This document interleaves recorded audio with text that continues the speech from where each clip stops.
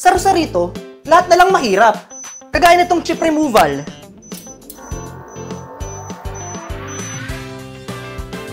Oh, ang hirap.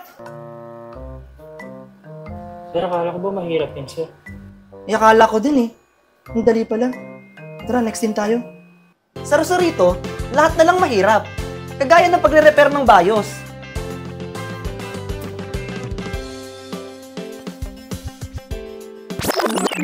Akala ko mahirap, sir. Madali lang pala. Niloloko mo ako eh.